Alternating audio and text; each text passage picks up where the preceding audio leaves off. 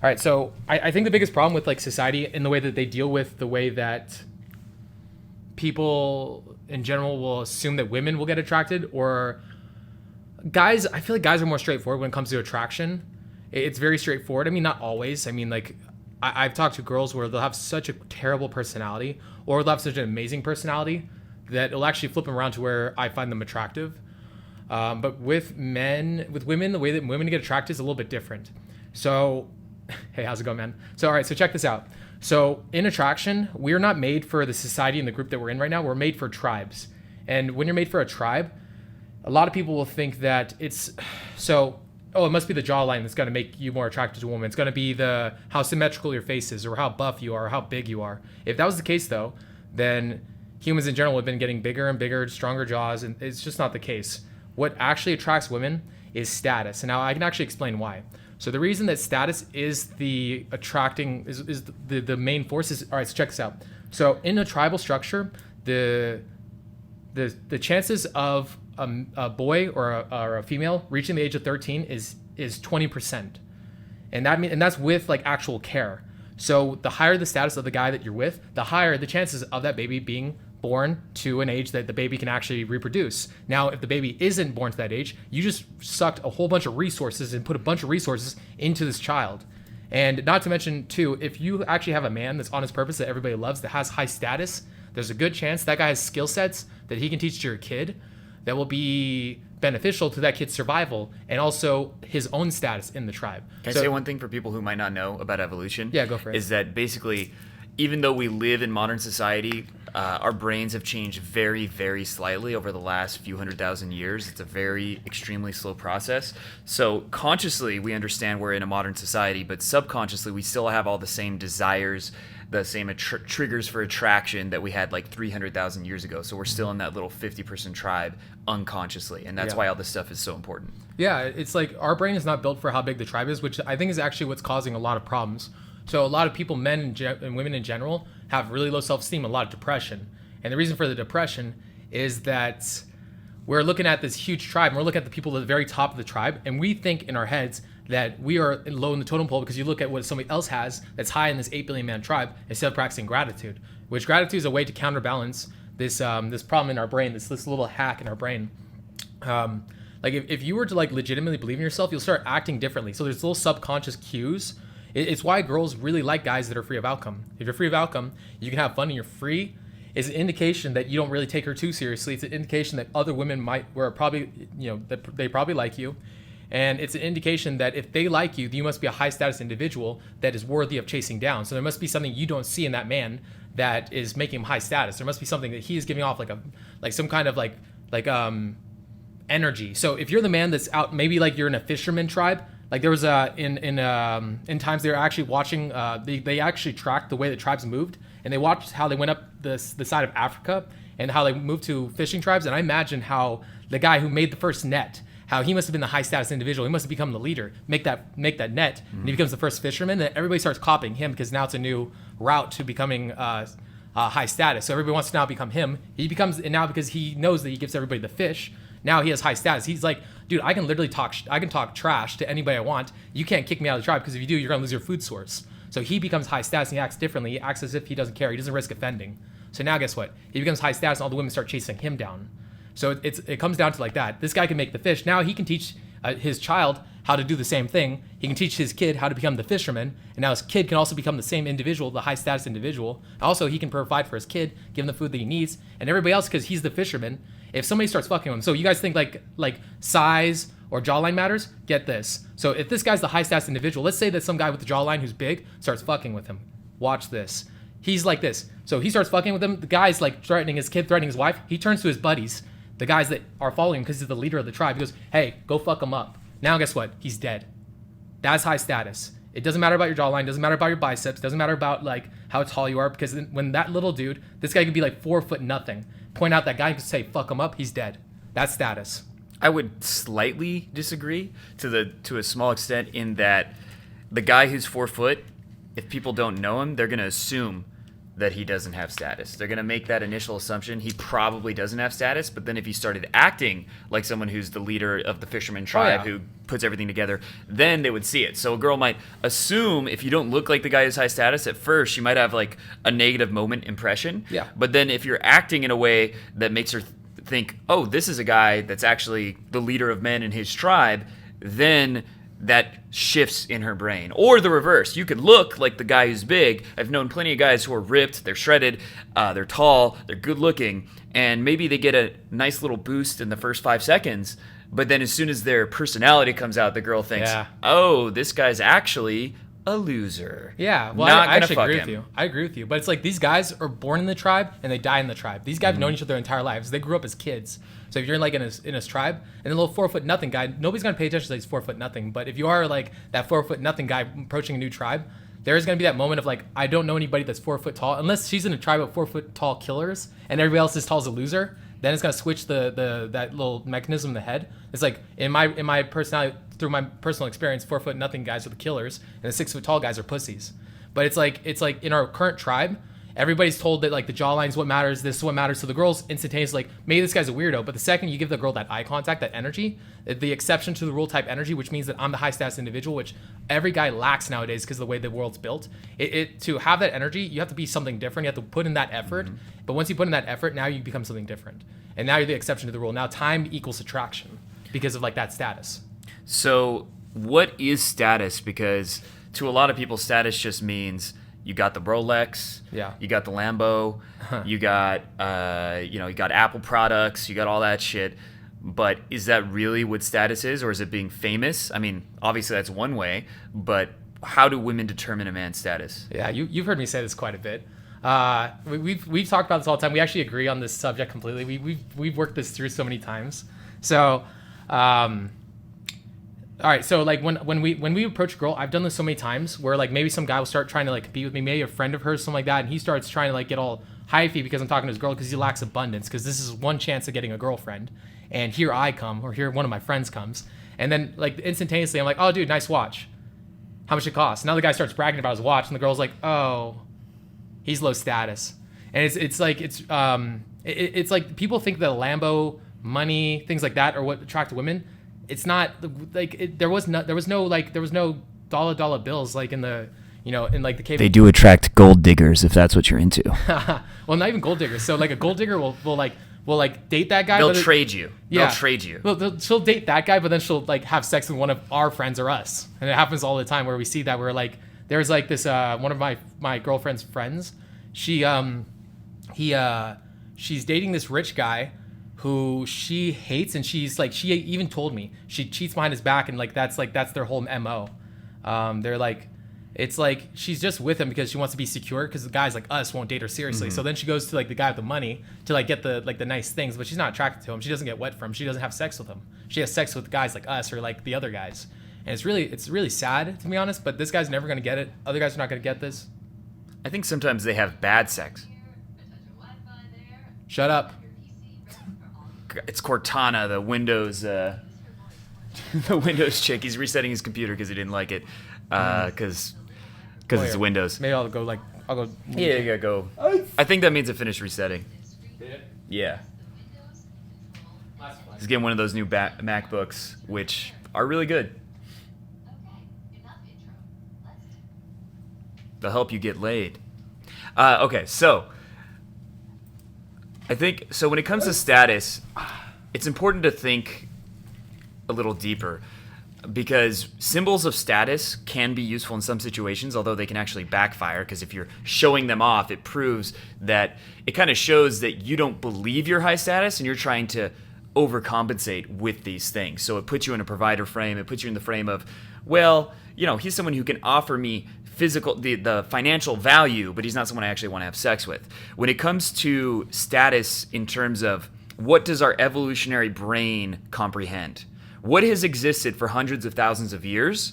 Not cars, not money. That's a new construct. That's a societal construct that hasn't been around very long. What has been around very long is behavioral cues. That's the only thing that's been around very long. And the thing is, it's actually not easy to fake high status behaviors. If you're very nervous around women and the first time you try to hold strong eye contact, you're probably going to give away a certain level of nervousness. Yeah. If you try to act all dominant, you try to approach a girl, you have so much approach anxiety, you probably won't even do it. And the reason for that is because if 100,000 years ago you're in a tribe and you approach the hottest girl in that tribe, what's going to happen? The high status guys of the tribe are going to say, well, fuck you, you're out.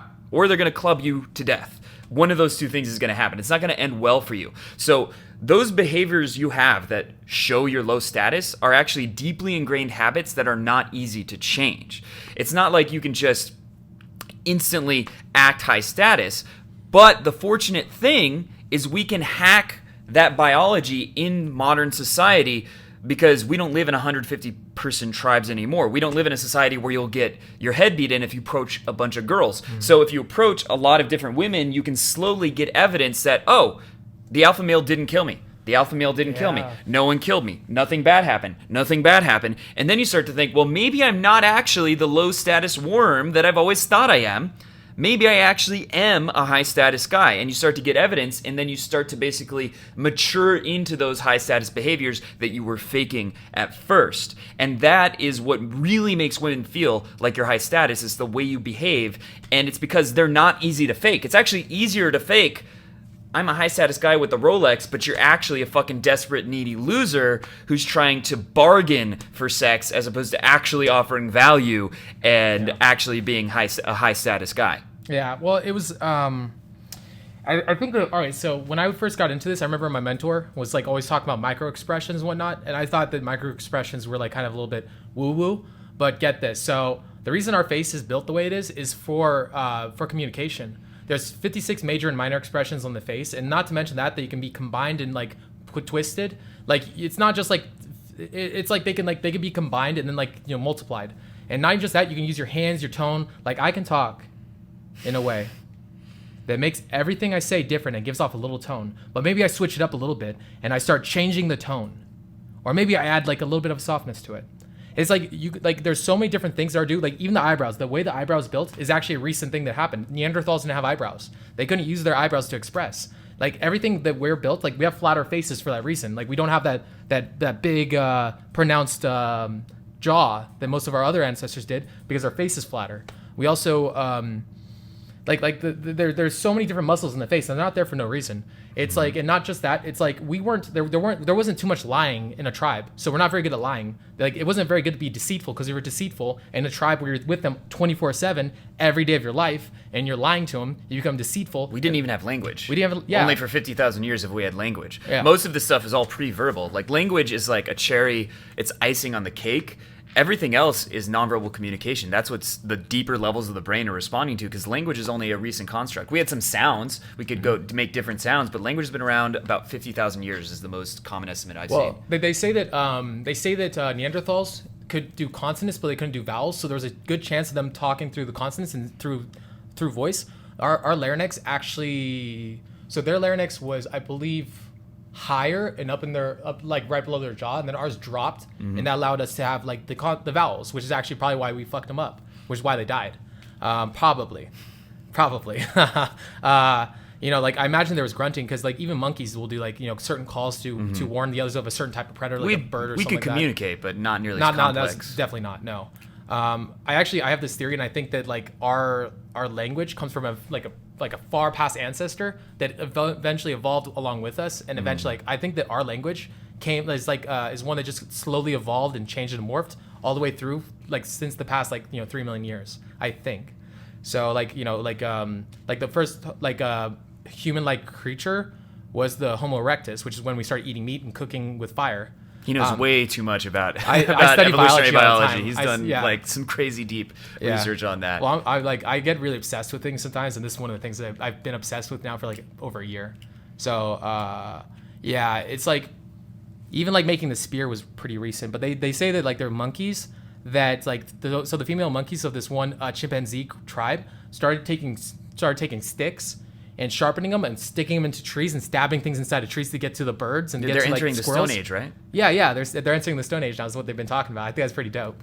Whether or not they're gonna go further than that, I highly doubt. But it's still kind of cool to speculate on. You know, it's cool to talk about. So if I were to put it into one like little clip of why status is important, it is if you approach a woman and you have strong piercing eye contact that projects sexual energy, your body language is confident, your vocal tonality is like breaking rapport, you sound masculine, she's going to feel in her bones on a deep level that you are a high status guy, because if you were faking those behaviors, you would have died a long time ago. If you had been faking those behaviors, acting that way, but you weren't high status, you would have been killed off a long time ago. So therefore, you must actually be high status, because you can't get away with faking high status behavior in a tribe. You have to act subservient if you're low status, and if you try not to act subservient, they're gonna fuck you up. Well, we actually talked about this the other day. So, like, if somebody starts, like, trying to raise their status, it fucks with your status, so you get mad at them. Mm-hmm. So then what do you do when they mess with your status? You start attacking them. It's like the crabs in the Crabs bucket. in a bucket, yep. Crabs in the bucket. You try to crawl out of the bucket, the other crab's going to pull you down. It makes them feel insecure because then their standing in the tribe, their status in the tribe gets messed with. I have this theory where I think it's like an oscillation between the us and the me, which I think is like, you know, like, so in a tribe, like, if you're in a tribe, like, your tribe shares a good portion of your genetics. Let me turn off the AC. Yeah, go for it. That's a good point, actually. Your tribe actually shares a good portion of your genetics. So, like, maybe like 5 to 10% of your genetics, especially because, like, you guys all look very similar. So you care about your tribe. If your tribe dies, it's like each person's like 10% of you, whereas like your sibling is like a lot higher, it's like 30 to 50% of you. So then you care a lot more about your sibling than you would the rest of the tribe, but the overall tribe you give a fuck about. But you also care about your individual status because you have 100% of your own genetics. So what do? You want to rise in the tribe, but you also don't want to kill your tribe. It's like a balancing act, which I think is also the oscillation between like the colors spectrum that we talked about, the rising of the self-development. It's like a constant oscillation between the us and the me, and caring until you get like the proper balance between caring about your fellow man.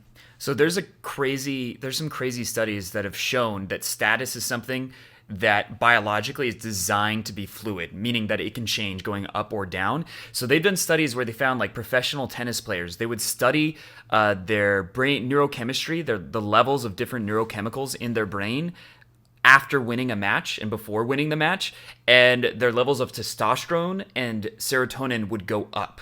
And those are correlated with high status. So after feeling like you're internally, like your status raised, your actual neurochemicals reflect higher status. And they've done similar studies with frats. When someone gets promoted in a frat, their status actually, their feeling of status actually increases. And that's like if you've gotten into a flow state going out, you're doing pickup, you're approaching women, and you start to feel like you're winning, your neurochemistry is actually changing. You're getting more testosterone, you're getting more serotonin, you're getting dopamine, and then the stress hormones are lowering, and it changes your behavior. It changes the way you carry yourself. It makes you unconsciously act more high status, and it's called. There's a book called The Winner Effect that goes deep into this. Oh yeah. How the wins accumulate, and then your status, your perceived status accumulates, and then women start responding to you like you're a high status guy, which reaffirms, oh, maybe I am a high status guy, which is why it's so important. If you do pickup, I've had clients who they've only ever done like 2 approaches, like in a week. Yeah. And do a session where you do 10 approaches back to back with only a few minutes behind them, and you'll find that winner effect starts to basically take effect on you, and you start to get that feeling of being higher status, and you get a reference in your mind that maybe I am a high status guy, that women do like you, and it chips away at those negative low status beliefs and starts to replace them with the high status beliefs. Yeah. I totally agree with that. That's actually, I learned that Jordan Peterson, remember Jordan Peterson, the lobsters? The lobsters. Yeah, the lobsters. He loves his lobsters. Yeah, I love lobsters too. The thing about lobsters. That was a great Jordan Peterson accent. The thing about lobsters. Apparently he's 90. All right, The thing about lobsters is, kids. Okay, that's someone you're probably not allowed to impersonate. So anything else about the biology of attraction? Oh man, well, having a positive, good energy. So actually here, I got one more topic on this. Okay, so like the serotonin, back to serotonin thing, the amount of serotonin in your body and the happiness. If you guys ever go to a club, you guys notice the guys that are doing drugs, cocaine, Molly, are usually the guys that those are usually the guys that I actually have to compete with in a club scene, because like what's going on is their body's so high in serotonin that girls start getting attracted to them. That's so interesting. Yeah. I didn't even think of that. Yeah. You know, the old immersion coaches, what they would do is they would do Molly before going out. It didn't actually work that well because they're just out of it, right? So they were very confident. They had no problem approaching. They were very like out there. and they acted high status. But the negative thing is, first of all, they had no standards, so they're just like, we'll pull anyone. And secondly, they're out of it, so they're not focused and they're not making clear-headed decisions. Yeah. But it did give them that confidence, which is interesting. Yeah. That high status energy, that vibe. Well, okay, check Don't it out. rely on that. It's really stupid. All right. Don't do that. Well, we'll end on this note because this is a really good note. This is actually something I thought about quite a while. So I think the brain has a way of detecting where you are in the tribe and then gives you a certain strategy to get a mate. Mainly with men. Women, though, do a lot more vying. It's a lot more complicated, I think. But with men, it's a lot more simple. So I'm still trying to figure it out with like the women's side because it is a lot more. They do a lot more like trickster type stuff. But with men, it's very straightforward. So if you're the lowest in the totem pole, which most men nowadays feel like that, what they start doing is they start getting like creepy vibes. They start getting weird. They start doing like things that would be rapey because they're afraid of being kicked out of the tribe. If they're kicked out of the tribe, they can't get their genes to the next generation. So they're doing all this creepy stuff, like getting like kind of like the Smeagol effect. Now, Smeagol effect. Yeah. Oh man. No. All right, so check it. So then you got the provider, which is a guy who feels like he feels good in the tribe. He's not gonna get kicked out. I mean, he's a little bit afraid of it, but he's not gonna like put himself out there. He's not gonna put his neck out there. So what does he do? He tries to be like, hey baby, I'll give you everything I got. I'll put all my energy into you and I'll never cheat on you. And it's because he has no options. But the girl who's like maybe like can't get the top alpha guy to tie down, she's gonna be like, all right, this is a good thing for me. This guy will just keep pumping me with babies and keep popping them out, and he'll keep giving me resources to raise these kids. He'll do everything in his power. He's not at the bottom of the totem pole, so he'll be okay. So we can get kids in the next generation. Now, here's the thing. If you're the alpha, if you're the top dog, you're running serotonin. You have so much serotonin in your body, unless your tribe's doing trash. You are the tallest poppy, and what happens with the tallest poppy? It gets cut. So you have to be, not to mention you have to lead the tribe to victory, defeat other tribes that are trying to take your territory. You also get them food, water. You have to be like getting resources. You have to know how to like lead. You have to have leadership values. Have to be able to tell people what to do. So does it help for your brain to be slower?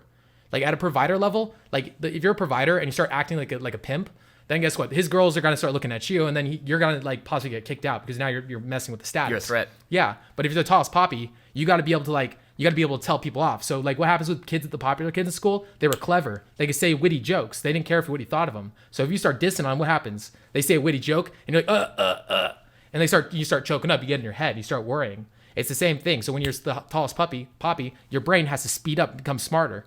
Like I used to think when I was younger that I was stupid, but then when I started getting better with game, my brain started worrying. I started going like becoming more intelligent. I think that's a big reason. It's that status, that serotonin. Like when you start actually believing in yourself, your brain gets a lot more intelligent for that reason. It stops blocking itself off and stops overthinking. Yeah. All right. Okay, so I got to take a piss, so let's take a quick break. You can like respond to comments while I do that. So the next topic I want to talk about is one that it's the one that gets like the least clicks for YouTube videos, but it's one of the most important topics, and most guys will not admit they have this problem to themselves, and that's part of the reason it's such a big problem. And maybe you can guess what it is. It's approach anxiety. So many guys say, I don't have approach anxiety. My problem is something else. You know, I just don't have the time to do it. I don't have the lifestyle. It's bad timing, whatever. They put it off on something else because men don't like to admit that anxiety is getting in their way. It's just an ego thing. We don't like to say we're stressed about approaching and that's the reason we're not. But it isn't just about going out and then you get approach anxiety. It's also about the anxiety is the reason you're not even going out to approach in the first place. Because I'd say like 90% of people who watch pickup videos, are they going out regularly? Are they going out and trying to approach women? Are they even meeting girls on Tinder? Or are they taking any kind of action to meet new women? No. The answer is no, they're not. And they have a million reasons in their head as to why it is. But the real reason beneath all of it is the stress and anxiety that they associate with doing that, because it's uncomfortable to put yourself out there.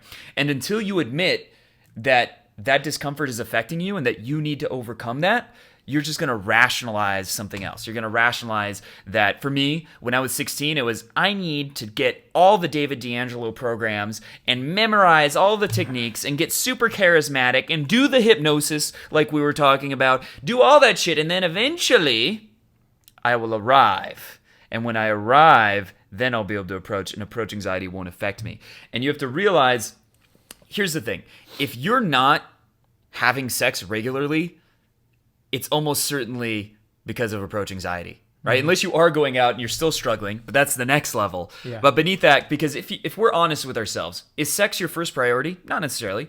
Is relationships your first priority? Not necessarily. but it's one of the top 5. Like, it's one of the core human needs. Like, no one can be totally satisfied without that. That's just part of life. I mean, unless you're a monk or you're doing it for spiritual reasons, which you're probably not.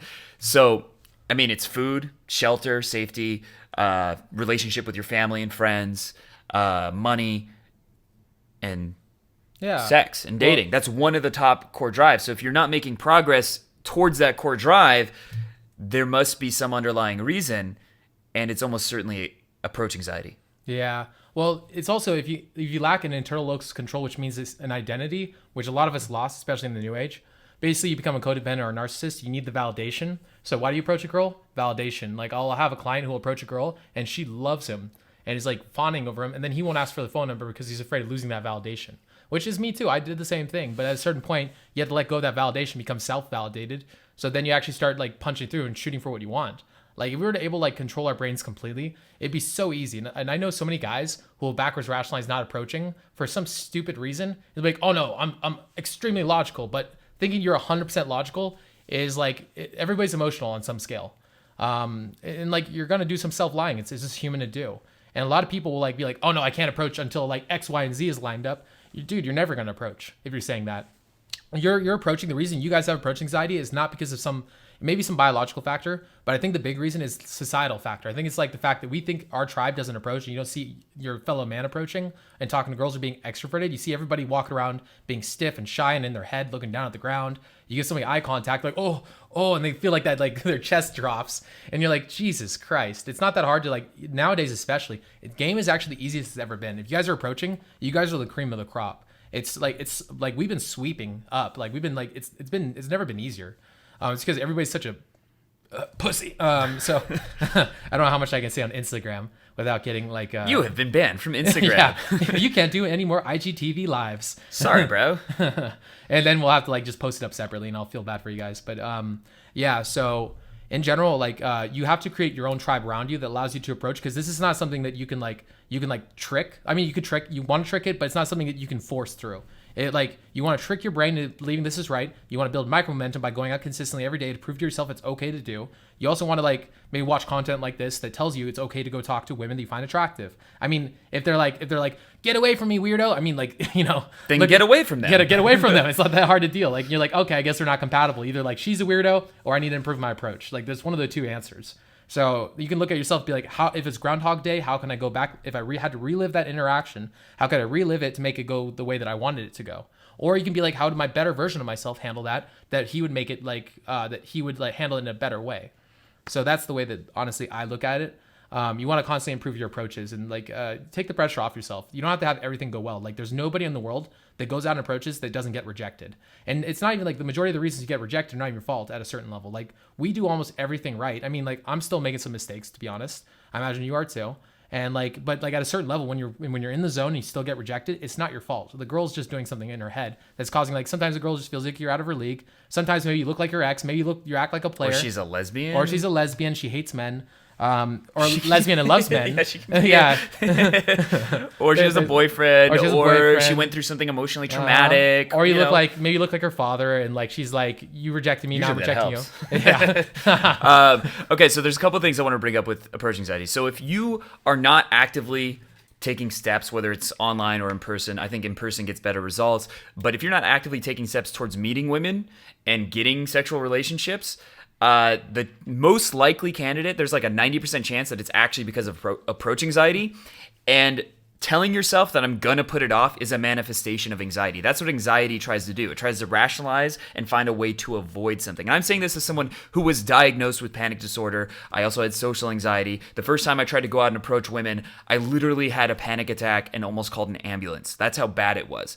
And that anxiety was trying to find clever ways to avoid having to go out and approach. There's a quote: "We are all loophole exploiting lawyers when it comes to self-control. And when it comes to something that gives us stress or anxiety, we are really good we're really fucking smart in terms of finding ways to avoid it." So the first step is to think, okay, do I want women and sex in my life? Do I want dating? Do I want that kind of connection?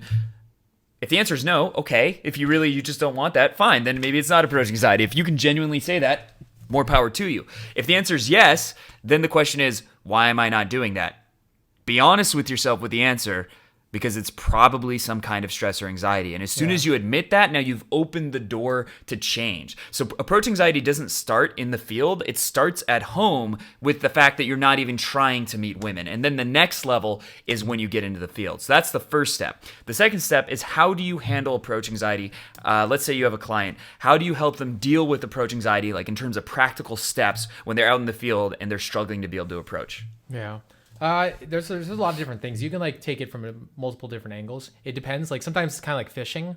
Sometimes you also figure out really fast what the problem is. Like if a guy's like just beginning, you want to take the pressure off, because this guy's thinking about not just approaching. He's thinking about approaching, saying the right thing. He's thinking about getting the girl to like him. He's thinking about getting a phone number. He's thinking about like hopefully taking that phone number further and not getting rejected, which would hurt his ego. So the ego is your self-identity, and your brain doesn't want to let go of the identity because it's where you sit in the tribe. And the second you lose that ego, it's like you risk losing the tribe. Now you have to create a new ego. So if you go through ego death, now it's risking death, which is why like there's such a like adverse reaction to losing ego. But the thing is, nowadays you're not gonna lose your ego. You're not gonna lose out on this thing. So you have to sometimes you just have to take the pressure off. Like just approach and say hi, make a friend. Like I have this tier system that I go through, which we were actually just talking about last night, because like I didn't want to approach last night. I was tired. And not to mention it was cold. There weren't a lot of options, to be fair. We didn't go out until like 1:30 a.m. on a Monday in the dead cold. And so there were really not a lot to approach, but we try to be consistent so we can get better at filming infield, so we can take our game to the next level, and so we can make the best content that anyone is making in terms of infield pickup. Yeah. Well, which is hidden camera footage of us actually approaching women, if you don't know what that means. Yeah. It's essentially we're trying to like get really good infield so we can prove our random theories. Like that's the ultimate goal, because we do have a lot of theories that go against a lot of mainstream beliefs, which is the idea that your jawline matters that much, where it's like, if you're not like 6'5" with a 12-inch dick, you're fucked and you can't ever get a girlfriend, which is stupid. The dick size one's always hilarious to me, because they don't even know until it's already too late to be relevant. Like how, like you're in bed with the girl and she's like, it's too small. Sorry. I mean, that would suck. Maybe it probably has happened a couple times throughout history, but that's extremely unlikely to be the deciding factor. See, it's about being the exception to the rule type guy. If you're the exception to the rule type guy, like if you're not the exception to the rule type guy, you better hope your looks are like gonna carry you through, because like you'll cash out with sevens and like girls that are cute. But the girls that are really cool, that are really fun, that are amazing to hang out with, they're not going to settle for you. They're going to settle for a guy that's like alive behind the eyes, that has like, that's a leader of men, that's a fun dude to hang around, that can like joke with her, treat her like a person. And then also like, you never have to worry about like this guy's going to be 100% authentic with you. He's never going to lie to you. He's not going to try to coerce you into a relationship. He's like, why does he have to lie to you? Like he's like the perfect option for any girl. He's 100% transparent, so it's the perfect guy for her. Not to mention, like if you're that type of guy, you can have any girl you want anyways because of your game. So like, not to mention, like it's just like a zero. Like if you have like a 1-inch dick, all right, but you're like the coolest dude and like everybody loves you, you're high status, you are hilarious, you're confident, you're free of outcome, you have a lot of fun.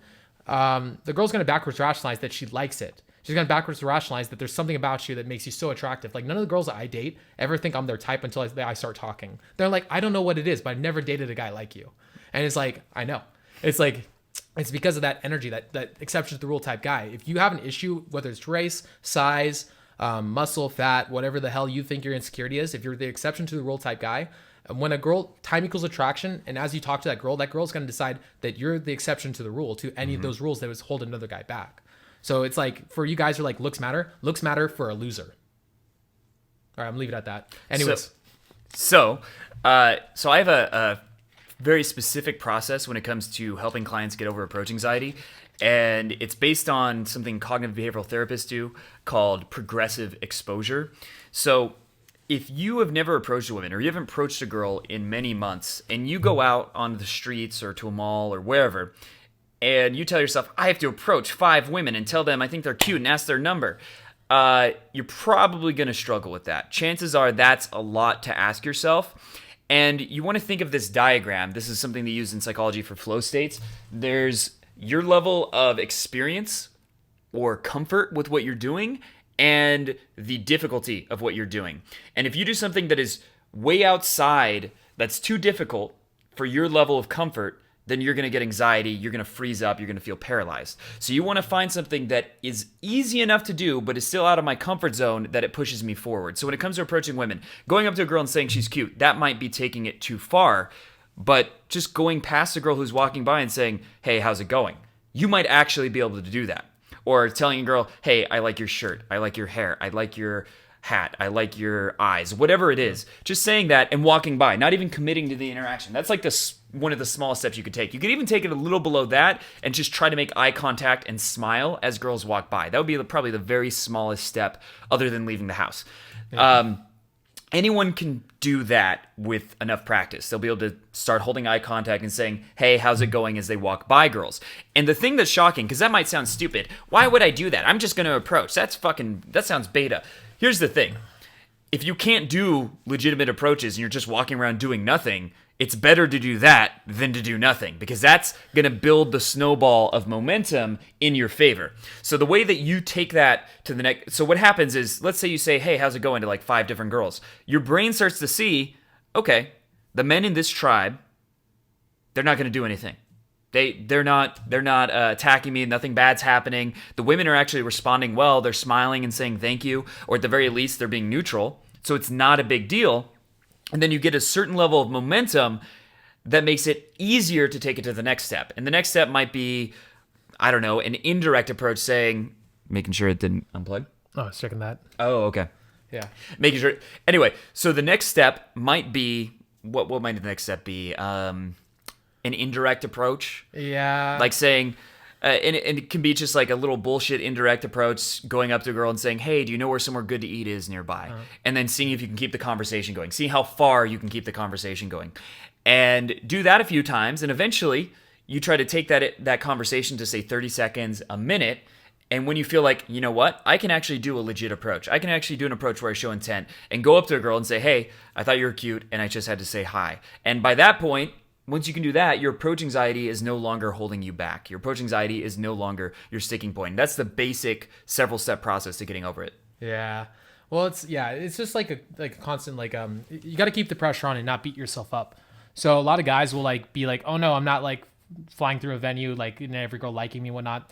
Or some guy will be like, oh no, every girl's rejecting me, must be ugly. There was a time where I got rejected when I first started this for like 2 months straight, and I kept pushing through. And one day I had this realization. I was like, look, they're going to reject me anyway, so why don't I just have fun? Why don't I just go out and do this for me instead of doing it for the girl, or like some kind of outcome? And that night, I had probably one of the funnest nights of my entire life up to that point. And every girl liked me. I was dancing. I actually made out with a few girls, and I was freaking out. I was like, oh my God, it was me all along. And people don't get this. It's like people pick up in your energy. So I would have at times where I'd go up on the strip out here, Las Vegas strip, and I'd approach girls, and we had a clicker where we click how many girls we approached. It'd be like, we were going up in the hundreds. It'd be like in a day, 101, 102, 103, 104. It was like a little metal clicker. And my friend Daniel had one too. And we click, click, click, click. And if I had a bad day, I could approach 100 girls, and I was angry, or I was sad, or I was depressed, or I was being browbeating. I'd click, rejection, rejection, rejection, rejection.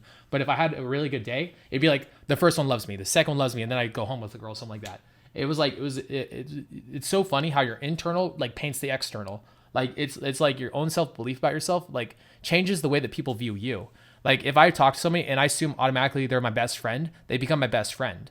It's people have a weak frame, especially nowadays, and they don't believe that this if you know this, it's the greatest hack that there ever was.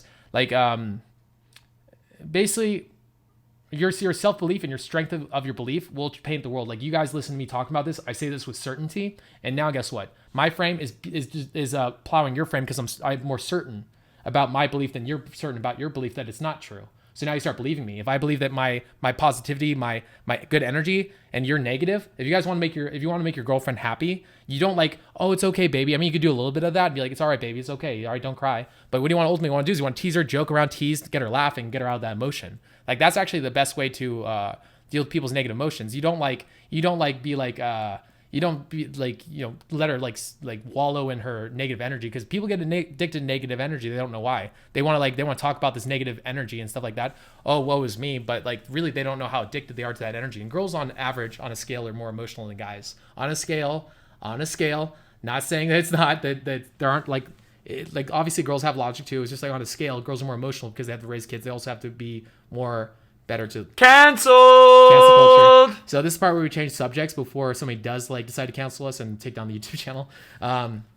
So anyways, back to the subject at hand.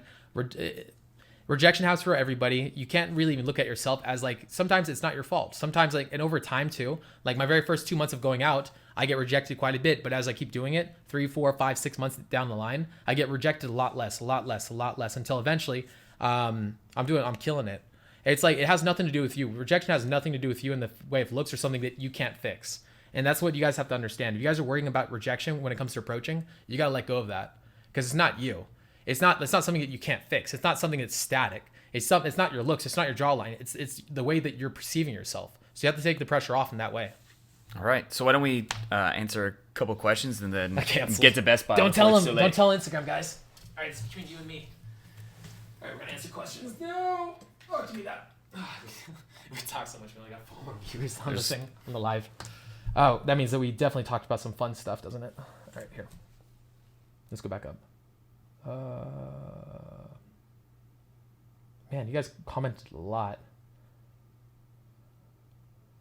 Okay, I think we're getting there. Yeah, there it is. Why didn't you touch on NLP?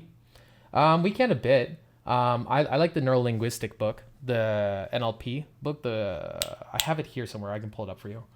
The Prince and the Frog by Richard Bandler, something like that. Yeah, I think NLP is kind of like, it's not that big a deal. It's not that helpful. But like what really helps is like your own self-belief in game. I wouldn't even worry about NLP, honestly. Where you guys are at, we'll focus on the fundamentals. Nobody should be focusing on NLP. Nobody in this chat should be focusing on it. It's like an advanced thing. If you're already pretty advanced, you want to go to extremely advanced, you could learn some stuff like that if you wanted. But even where we're at, we're not even focusing on NLP. Like if I were you guys, like NLP is such a small 1%er. Do you focus on NLP at all? No. Yeah, me neither. Okay, don't even focus on NLP. It's irrelevant where you guys are at. Do you go out and game consistently? Yeah. Yeah. Do we? Yeah. Yeah, we do. Yeah, not at the moment, but I really do need to want to heavy next year. I'm constantly practicing game here, and just there's an interaction with girls, but not day game as a session as such. It's all about consistency. It doesn't matter how long you're out. It's about consistency of going out like every day. Like if you're out, if you don't have the time, if you're at the grocery store and see a cute girl, approach her. That's your game for the day. Did you guys do no? You know that answer, bro. No. No fap? No fap. Tried and failed so far many times. Yeah.